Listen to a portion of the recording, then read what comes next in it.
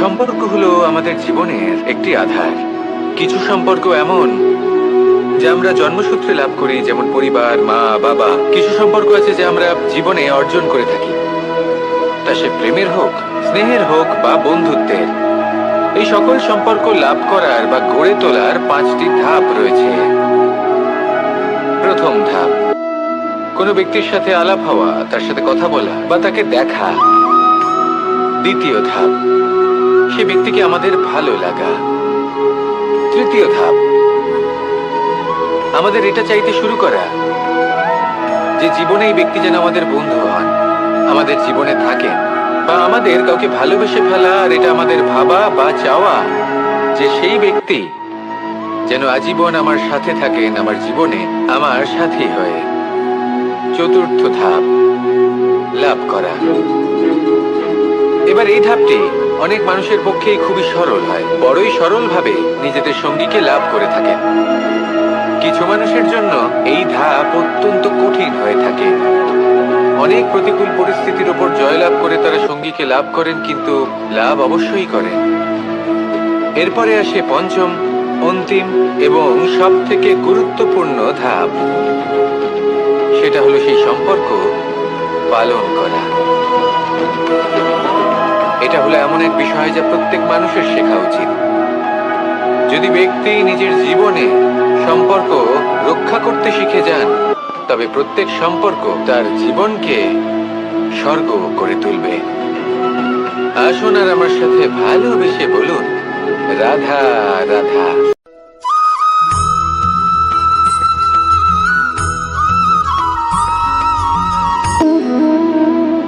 সম্পর্ক হলো আমাদের জীবনের একটি আধার।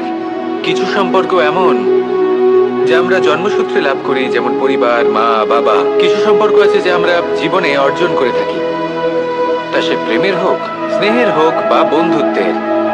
এই সকল সম্পর্ক লাভ করার বা গড়ে তোলার 5টি ধাপ রয়েছে। প্রথম ধাপ, কোনো ব্যক্তির সাথে আলাপ হওয়া, তার সাথে কথা বলা বা তাকে দেখা। দ্বিতীয় ধাপ, সে ব্যক্তিকে আমাদের ভালো লাগা। তৃতীয় ধাপ, আমাদের এটা চাইতে শুরু করা যে জীবনে এই ব্যক্তি যেন আমাদের বন্ধু হন, আমাদের জীবনে থাকেন, বা আমাদের কাউকে ভালোবেসে ফেলা আর এটা আমাদের ভাবা বা চাওয়া যে সেই ব্যক্তি যেন আজীবন আমার সাথে থাকেন, আমার জীবনে আমার সাথী হয়ে। চতুর্থ ধাপ, লাভ করা। এবার এই ধাপটি অনেক মানুষের পক্ষেই খুবই সরল হয়, বড়ই সরলভাবে নিজেদের সঙ্গীকে লাভ করে থাকেন। কিছু মানুষের জন্য এই ধাপ অত্যন্ত কঠিন হয়ে থাকে। অনেক প্রতিকূল পরিস্থিতির উপর জয়লাভ করে তারা সঙ্গীকে লাভ করেন, কিন্তু লাভ অবশ্যই করেন। এরপরে আসে পঞ্চম, অন্তিম এবং সব থেকে গুরুত্বপূর্ণ ধাপ। সেটা হলো সেই সম্পর্ক পালন করা। এটা হলো এমন এক বিষয় যা প্রত্যেক মানুষের শেখা উচিত। যদি ব্যক্তি নিজের জীবনে সম্পর্ক রক্ষা করতে শিখে যান, তবে প্রত্যেক সম্পর্ক তার জীবনকে স্বর্গ করে তুলবে। আসুন আর আমার সাথে ভালোবেসে বলুন, রাধা রাধা।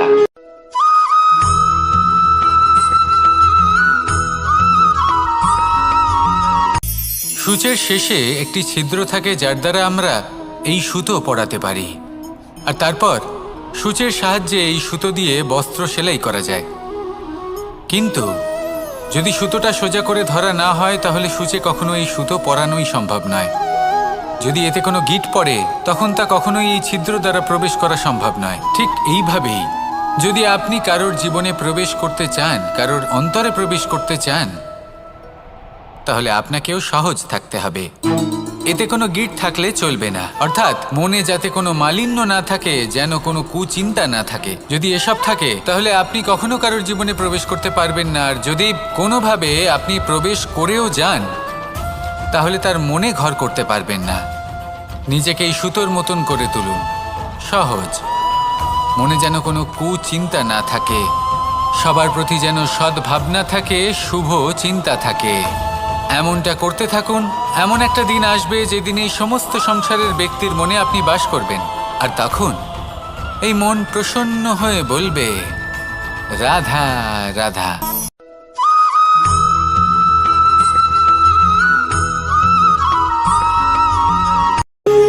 যখন মানুষের মৃত্যু হয় তখন কি হয়? অনেক সংখ্যক মানুষ শোক পালন করতে চলে আসেন।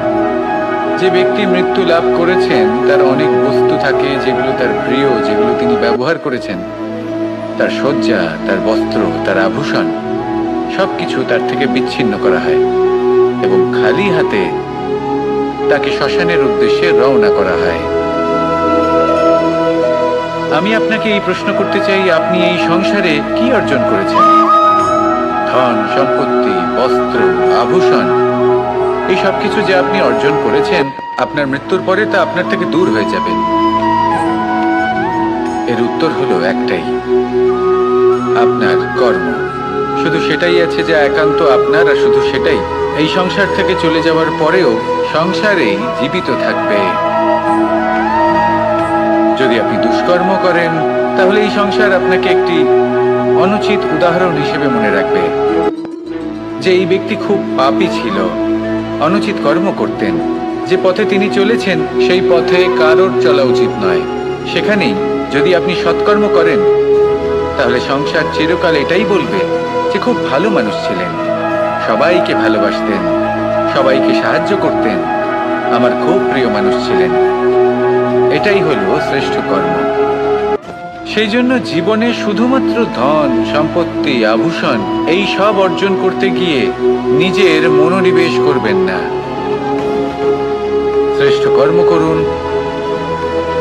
সংসার থেকে চলে যাওয়ার পরেও এই কর্মই এই সংসারে আপনাকে জীবিত রাখবে। আসুন আমার সাথে ভালোবেসে বলুন, রাধা রাধা।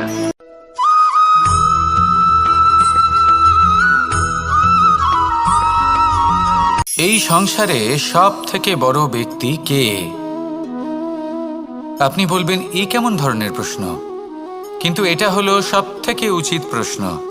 কেউ এর উত্তর দেবে যে সেই মহাপ্রতাপী রাজা, তিনি হলেন সব থেকে বড় ব্যক্তি, সেই বড় রাজনীতিবিদ, তিনিই সব থেকে বড় ব্যক্তি। আমি আপনাকে জানাই যে সংসারের সব থেকে বড় ব্যক্তি হলেন তিনি, যার সাথে দেখা করলে আপনি নিজেকে ছোট মনে করবেন না। কোনো ব্যক্তি যিনি সব থেকে বেশি শক্তিশালী, আপনি যদি তার সামনে যান তাহলে উনি আপনার অন্তরের শক্তিকে বাইরে বের করে আনবে, আপনার অন্তরে লুকিয়ে থাকা শক্তিকে জাগ্রত করতে প্রেরণা প্রদান করবে। তিনি হলেন বড় ব্যক্তি, তিনি হলেন মহান ব্যক্তি। তিনি নন যিনি নিজের বল এবং ঐশ্বর্য দ্বারা আপনাকে তার সামনে ছোট প্রমাণ করবেন। এবং সেই জন্য মহাদেব আমার আরাধ্য হলেন আমার খুব প্রিয়। কারণ রাজা হোক বা ফকির, কেউ যদি ওনার সামনে যান তাহলে সে নিজেকে ছোট মনে করেন না। আপনিও যদি জীবনে অনেক বড় হতে চান তাহলে কাউকে কখনো নিজেকে ছোট মনে করতে দেবেন না। তার অন্তরে বড় হয়ে ওঠার প্রেরণা প্রদান করুন। আসুন আমার সাথে ভালোবেসে বলুন, রাধা রাধা।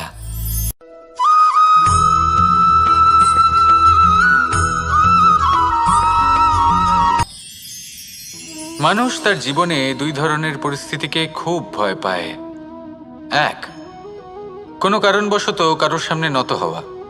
দুই, কোনো কারণে নিজের চরিত্র থেকে, নিজের মূল্যবোধ থেকে বিচ্যুত হওয়া। এবার কেন হয় এরকম যে কথায় কথায় কারোর সামনে নত হতে হয়? কেন বারংবার নিজের চরিত্র থেকে চ্যুত হতে হয়? এরকম কেন হয়? এটা তখনই হয় যখন আমাদের শিক্ষা এবং মূল্যবোধের অভাব থাকে। যদি মানুষের মধ্যে প্রকৃত শিক্ষা থাকে তাহলে এই সংসারে কোনো সময় এবং কারোর সামনেই নত হওয়ার কোনো প্রয়োজন নেই। যদি মানুষের মধ্যে মূল্যবোধ থাকে তাহলে তাকে নিজের মূল্যবোধ বা চরিত্র থেকে বিচ্যুত হতে হয় না, তা সে যাই হয়ে যাক না কেন। কোনো বালককে যদি জন্ম থেকেই সুশিক্ষার অধিকারী করা হয়, শিক্ষিত করা হয়, মূল্যবোধের অধিকারী করা হয়, তবে সে এই সংসারে এমন কর্ম করবে যাতে সে নিজেকে, নিজের পরিবারকে, সমগ্র সমাজকে গর্বিত করতে পারে। শিক্ষা লাভ করুন, মূল্যবোধ লাভ করুন, এবং আমার সাথে ভালোবেসে বলুন, রাধা রাধা।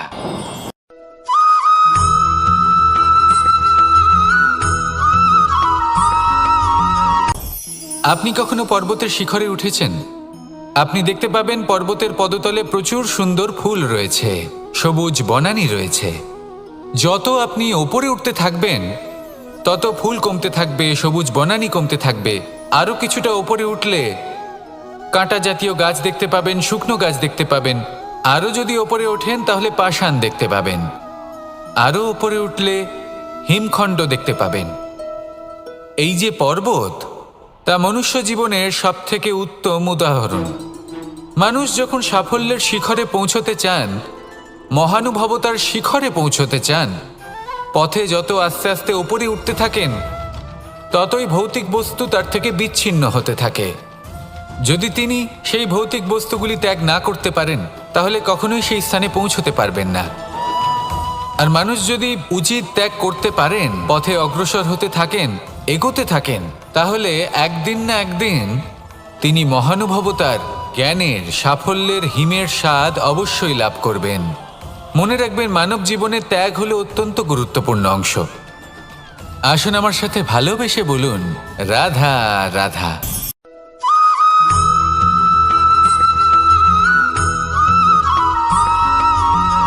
এই সংসারে কোনো বস্তু হোক বা ব্যক্তি হোক, তার একার গুরুত্ব কিন্তু খুব বেশি নয়। একটা উদাহরণ হিসেবে বৃষ্টির ফোঁটাকে ভেবে দেখুন। যদি একটি বৃষ্টির ফোঁটা হয় তাহলে তার খুব বেশি গুরুত্ব থাকে না, কিন্তু যখন সহস্র বৃষ্টির ফোঁটা মেঘের মধ্যে দিয়ে ঝরে পড়ে তখন সেটা বর্ষার রূপ ধারণ করে। সেই বর্ষা যা এই প্রকৃতিকে শান্ত করে। সেইভাবেই পাথরের ছোট টুকরো, তার খুব বেশি গুরুত্ব থাকে না, কিন্তু যখন অসংখ্য পাথরের টুকরো একত্রিত হয় তখন তা পর্বতের আকার ধারণ করে। সেইভাবেই কিছু মানুষ যখন একত্রিত হন তখন তৈরি হয় পরিবার। কিছু পরিবার যখন একত্রিত হয় তখন তৈরি হয় সমাজ। যখন অনেক সংখ্যক সমাজ একত্রিত হয় তখন তৈরি হয় রাজ্য। এবার এই রাজ্যের সবথেকে গুরুত্বপূর্ণ ব্যক্তি হতে পারেন রাজা, কিন্তু তাও সেই রাজা একা কিছু করতে পারেন না। যুদ্ধ লড়ার সময় তারও নিজের সৈন্যদলকে প্রয়োজন পড়ে। কিন্তু এই সংসারে এমন একজন ব্যক্তি আছেন যিনি একাই সব কাজ করতে থাকেন, এবং সেই ব্যক্তি হলেন মা। আমাদের জীবনে একজন পিতার ভূমিকা কিন্তু নিঃসন্দেহে অমূল্য, কিন্তু আমাদের সকলের জীবনে যে ভূমিকা একজন মায়ের তা অন্য কারোর থাকে না। একজন মা একাই সন্তানকে বড় করতে পারেন, সংস্কারী করে তুলতে পারেন, তার জন্য পরিশ্রম করেন। আর এত কিছু কাজ করার পরেও তার কাজের জন্য তিনি প্রশংসা অবশ্য পান না। উল্টে যদি সেই সন্তান অনুচিত পথে চালিত হয়, অনুচিত কর্ম করে, তখন সেই মাকেই অপবাদের পাত্র হয়ে উঠতে হয়। আমাদের জীবনে মায়ের যোগদান কতটা সেটা বুঝুন। আপনাকে বড় করে তোলার জন্য উনি কতটা পরিশ্রম করেছেন সেটা বুঝুন। আজ থেকে, এখন থেকে, এই মুহূর্ত থেকে মাকে সম্মান করতে শিখুন। যখন সময় পাবেন, যখন সুযোগ হবে, তখন তার প্রশংসা করুন, ওনারও ভালো লাগবে। আর মায়ের এই মমতার জন্য, তার এই ভূমিকার জন্য আসুন সবাই মিলে আমরা তাকে প্রণাম করি, আর সকলে মিলে ভালোবেসে বলি, রাধা রাধা।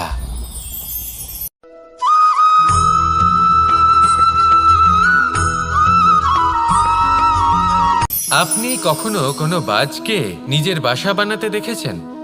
এই বাজ যখনই কোনো বাসা বানায় তখন উঁচু গাছের ডালে বা কোনো পর্বতের শিখরে বাসা বানায়, অনেক উচ্চতায়। আর সেখানে তার সন্তানও জন্মগ্রহণ করে। যখন এই সন্তানেরা জন্মায় তখন এই বাজ খুবই ভালোবেসে এবং খুব সাবধানে এদের পালন পোষণ করে। নিজের ঠোঁট দিয়ে তাদের ঠোঁটে খাবার পরিবেশন করে।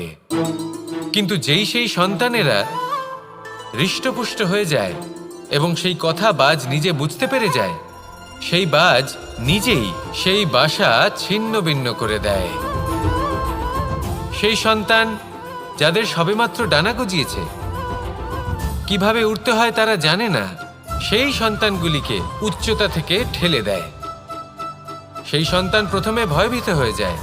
তারা সামনে মৃত্যুকে দেখতে পেয়ে ভয়ের কারণে তাদের ডানা ঝাপটাতে থাকে, আর সেই প্রক্রিয়াতেই সেই সন্তানগুলি উড়তে শুরু করে দেয়। এবার এই ঘটনায় আমরা কি শিক্ষা পেতে পারি? এটাই, যদি আপনি মাতা পিতা হন তাহলে নিজের সন্তানকে অবশ্যই স্নেহ করুন, কিন্তু তাদেরকে নিজের আঁচলের তলায় বেঁধে রাখবেন না। যদি আপনি চান আপনার সন্তান জীবনে উন্নতি করুক, তাহলে নিজের মুঠো থেকে তাদের স্বতন্ত্র করে দিন। এই সংসারে সংঘর্ষ করতে দিন। সেই সন্তান নিজেই বুঝতে পারবে যে জন্মের সময় পাওয়া ডানা কি করে ব্যবহার করতে হয়। আর আপনার চোখের সামনে আপনার সন্তান এই আকাশে উড়তে থাকবে। তাহলে আসুন আমার সাথে ভালোবেসে বলুন, রাধা রাধা।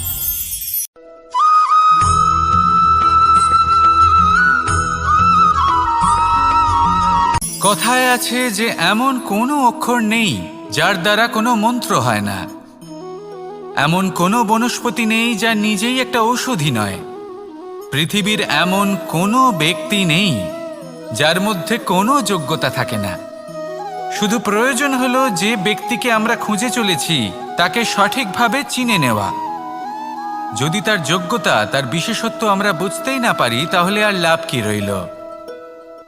এই সংসারে এমন অনেক ব্যক্তি রয়েছেন যারা ছোট ছোট অসফলতার কারণে আপনাকে এটা বলে দেবে যে আপনি কোনো কাজের নন, আপনি হলেন মূর্খ, আপনি কিছুই করতে পারবেন না। এইসব কথায় কখনোই বিশ্বাস করবেন না, কারণ আপনি এবং প্রত্যেকটি জীব এই পরমাত্মা এবং এই প্রকৃতির সৃষ্টি, যা অত্যন্ত বিশেষ। যদি আপনাকে উদাহরণ দিই তাহলে একদিকে আছে তরোয়াল, একটা বড় লম্বা তরোয়াল যার দ্বারা যুদ্ধ করা যায়, জয়লাভ করা যায়। আর অন্যদিকে রয়েছে একটা ছোট্ট সূচ, কিন্তু যে কাজ একটা ছোট্ট সূচ করতে পারে তা একটা তরোয়াল দ্বারা সম্ভব নয়। এর অর্থ হলো এটাই যে প্রত্যেকটা রচনা অত্যন্ত অমূল্য এবং অত্যন্ত বিশেষ হয়। তাহলে বিশ্বাস রাখুন যে আপনি অত্যন্ত বিশেষ একজন, আর প্রেমের সাথে বলুন, রাধা রাধা।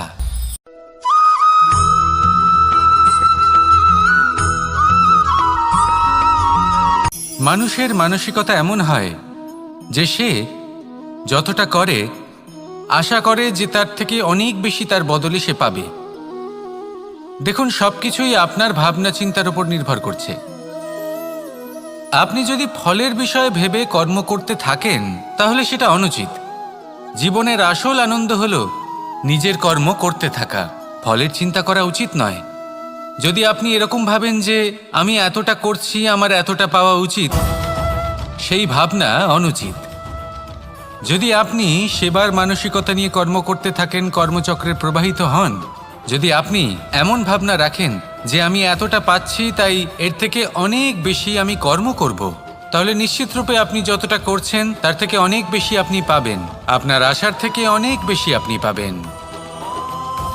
শুধু জীবনে অনেক বেশি কাজ করতে থাকুন, ফলের চিন্তা করবেন না। আর মনে রাখবেন, এই ভাবনাই সব থেকে বড় বীজ। কর্মের উপর বিশ্বাস রাখুন। জীবনে যা যা আপনি চান সবই সুখময় হবে। আসুন আর আমার সাথে ভালোবেসে বলুন, রাধা রাধা।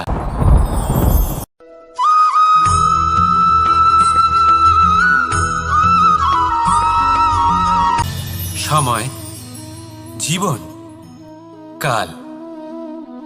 দেখতে গেলে এই তিনটি শব্দ একটি শব্দেরই সমার্থক শব্দ মনে হয়, কিন্তু এই শব্দগুলির অর্থ কি সমান? কখনোই নয়। হ্যাঁ, এই সময় চলতে থাকে, জীবন চলতে থাকে, কালচক্র চলতে থাকে। এই সময় কেটে যায়, কিন্তু এই জীবন, একে যাপন করতে হয়। কি বলেন? এই জীবনে কিছু করুন বা কিছু না করুন, জীবন এমনি কেটে যাবে, আপনি জানতেও পারবেন না। কিন্তু সেটা আমাদের উদ্দেশ্য নয়, একে যাপন করতে হবে। এই জীবনে প্রেরণা পেতে শিখুন, প্রেরণা দিতে শিখুন, আহ্বান গ্রহণ করতে শিখুন, আহ্বান জানাতে শিখুন, মহান কাজ করতে শিখুন, ধন্যাত্মক বোধ জাগিয়ে তুলুন। জীবন অতিবাহিত করার অর্থ কি তা আপনি শিখে যাবেন। কারণ সময় কেটে যায়, সমস্ত যুগ কেটে যায়, কিন্তু জীবনের রীতি জীবন কাটিয়ে দেওয়া নয়, জীবন যাপন করা। এই জীবন সম্পূর্ণরূপে অনুভব করতে হবে, নতুন পথ বানাতে হবে। এবারে যদি এই জীবন বাঁচার সময় একবার ভেবে দেখুন, যদি মনে প্রেম থাকে, সদ্ভাবনা থাকে, তাহলে কি হবে? এই জীবনকে বাঁচার অনুভূতিটাই অন্যরকম হয়ে যাবে, একটা আনন্দময় অনুভূতি লাভ করবেন। তাহলে এটাই করুন আর আমার সাথে ভালোবেসে বলুন, রাধা রাধা।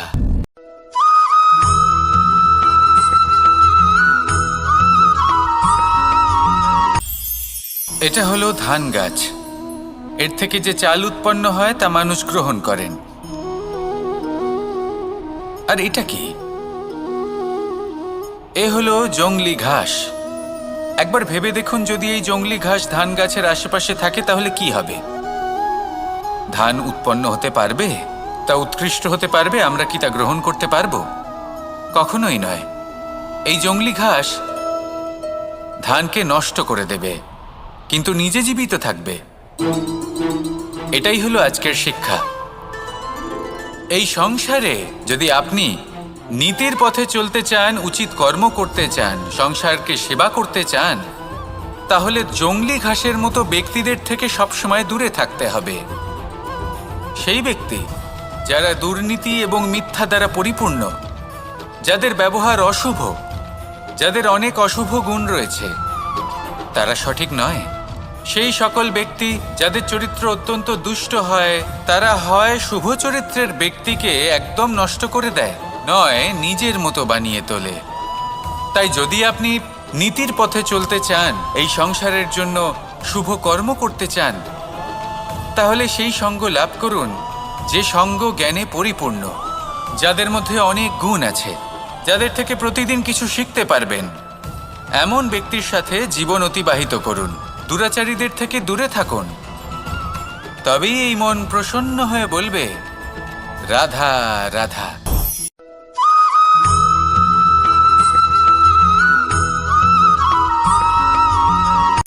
সূচের শেষে একটি ছিদ্র থাকে, যার দ্বারা আমরা এই সুতো পরাতে পারি। আর তারপর সূচের সাহায্যে এই সুতো দিয়ে বস্ত্র সেলাই করা যায়। কিন্তু যদি সুতোটা সোজা করে ধরা না হয়, তাহলে সূচে কখনো এই সুতো পরানোই সম্ভব নয়। যদি এতে কোনো গিঁট পড়ে, তখন তা কখনোই এই ছিদ্র দ্বারা প্রবেশ করা সম্ভব নয়। ঠিক এইভাবেই যদি আপনি কারোর জীবনে প্রবেশ করতে চান, কারোর অন্তরে প্রবেশ করতে চান, তাহলে আপনাকেও সহজ থাকতে হবে।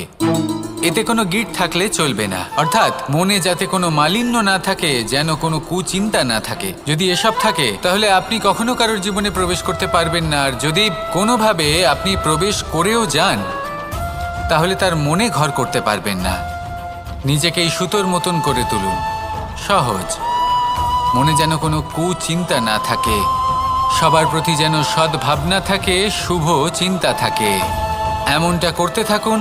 এমন একটা দিন আসবে যেদিন এই সমস্ত সংসারের ব্যক্তির মনে আপনি বাস করবেন, আর তখন এই মন প্রসন্ন হয়ে বলবে, রাধা রাধা।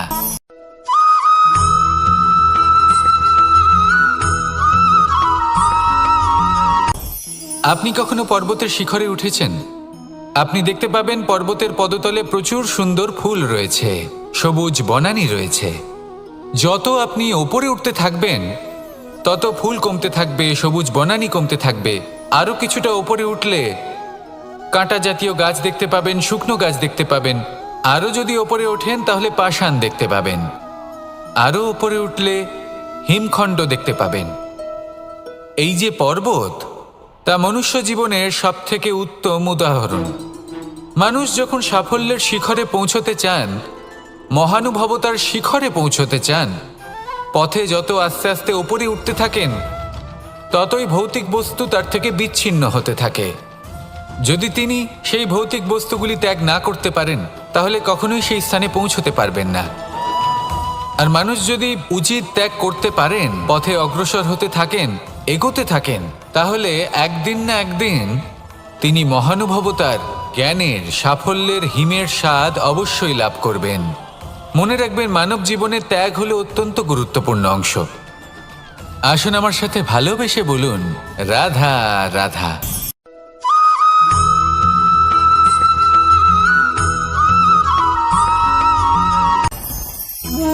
ভোজন। এবার ভোজন সংগ্রহ করার জন্য মানুষ কি না করেন, সব সময় চেষ্টা করতে থাকেন। ফসল উৎপাদনের জন্য অনেক পরিশ্রম করতে থাকেন, কিন্তু অনেক সময় অনেক পরিশ্রম করার পরেও ফসল ভালো উৎপাদন হয় না। এর কারণ কি? কারণ হলো এটাই যে আপনি পরিশ্রম হয়তো অনেক করেছেন, কিন্তু আপনার নজর তো সেই বীজের দিকে ছিলই না যা আপনি রোপণ করেছেন।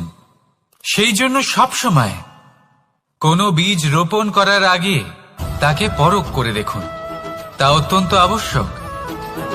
আর সেইভাবেই যখনই কোনো কর্মের প্রশ্ন আসে, তাহলে সেখানে শুধুমাত্র পরিশ্রম যথেষ্ট নয়।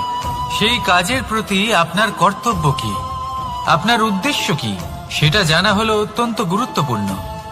তাই কর্ম করুন, কিন্তু সেই কর্মের প্রতি আপনার যা উদ্দেশ্য তার মাহাত্ম্য বুঝতে চেষ্টা করুন।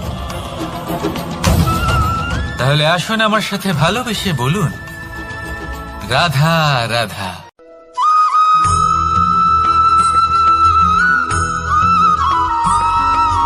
বসন্ত ঋতু, এই সময় মন আনন্দে ভরে থাকে।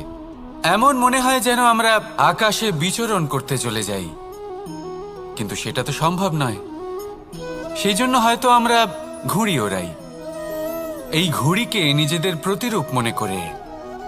এবার অনেক মানুষ আছেন যারা ঘুড়ি ওড়ান, কিন্তু এই কর্মের সারমর্ম কি সেটা কজন বুঝতে পারেন? আপনি এটা মনে করুন যে আপনি হলেন সেই ঘুড়ি, আর এই সুতো যিনি ধরে রয়েছেন তিনি হলেন পরমাত্মা।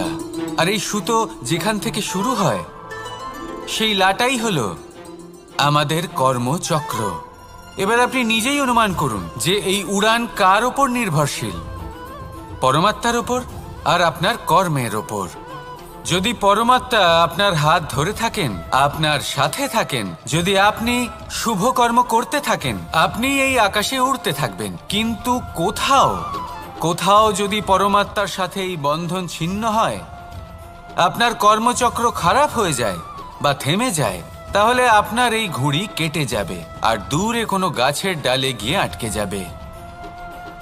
তাই শুধুমাত্র ঘুড়ি ওড়াবেন না, তার থেকে শিখুন, পরমাত্মার সাহচর্যে থাকুন, সবসময় শুভ কর্ম করতে থাকুন আর সবসময় এই আকাশে উড়তে থাকুন। আসুন আর আমার সাথে ভালোবেসে বলুন, রাধা রাধা।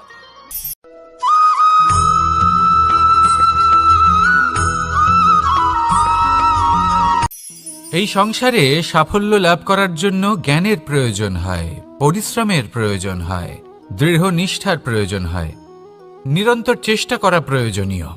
কিন্তু আরও কিছু আছে যা অত্যন্ত প্রয়োজনীয় এবং গুরুত্বপূর্ণ। তা হলো ভালো বন্ধু। তাদের থাকা অত্যন্ত প্রয়োজনীয়। যদি ভালো বন্ধু থাকে, তাহলে সময় এলে তারা ঢাল হয়ে আপনাকে সুরক্ষা করবেন। সময় এলে অস্ত্রের মতো শত্রুকে সংহারও করবেন। যদি তিনি জ্ঞানী হন, তাদের মধ্যে সদ্গুণ থাকে, তাহলে এই সব গুণ আপনার মধ্যেও প্রবেশ করবে। তাহলে সাফল্যের জন্য ভালো বন্ধু পাওয়া অত্যন্ত প্রয়োজনীয়। কিন্তু শুধু বন্ধু কেন, ভালো শত্রুও থাকা প্রয়োজনীয়। এবার আপনি ভাববেন, আমি কি বললাম? যদি আপনার জীবনেও ভালো অর্থাৎ শক্তিশালী শত্রু থাকে, তাহলে আপনিও শক্তিশালী হতে থাকবেন। এই শত্রু আপনাকে প্রেরিত করবে আরো বেশি শক্তিশালী হয়ে ওঠার। কখনো কোনো হরিণকে দেখুন, তীব্র গতিতে দৌড়তে থাকে। কেন তীব্র গতিতে দৌড়য়? এই কারণে নয় যে কোথাও তার জন্য মধুর ঘাস অপেক্ষা করে রয়েছে, না। সে এই কারণে তীব্র গতিতে দৌড়য় কারণ সেটা না করলে তার পেছনে একটি সিংহ আছে যে ওকে নিজের ভোজন করে ফেলবে। তাই জীবনে বিপদ, সংকট এই সব কিছুও হলো অত্যন্ত গুরুত্বপূর্ণ। তার সম্মুখীন হতে শিখুন আর আমার সাথে ভালোবেসে বলুন রাধা রাধা।